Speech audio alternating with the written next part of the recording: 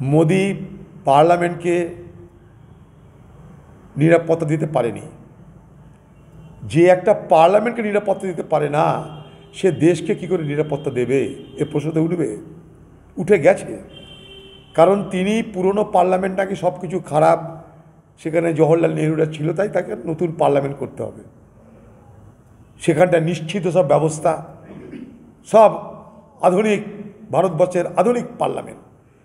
এখন কথায় আছে না একটা, যে বজ্র আটুনি ফসকা গেরো, এটা হয়েছে সেই বজ্র আটুনি ফসকা গেরো। সেখানে দেখিয়ে দিল যে তুমি কত সছিদ্র, ছিদ্রে ছিদ্রে ভর্তি তোমার গোটা প্রশাসন, তোমার সরকার, তা বুঝিয়ে দিল। কার দাবি দাবা নিয়ে যাবে জানি না, তো যাচ্ছে শুনেছি।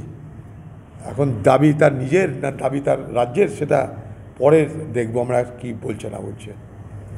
যেতেই পারে, একটা মুখ্যমন্ত্রী দাবি নিয়ে যাবে, এটা তো স্বাভাবিক। এতদিন যায়নি কেন, এটা তো আমার কাছে অস্বাভাবিক লাগছে।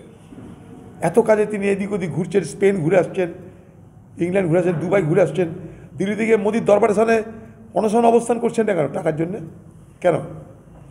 অগ্নিকন্যা তো উনি মোদির দরবারের সামনে গিয়ে অবস্থান করতে হবে, টাকা দেওয়া হলে যাবো না।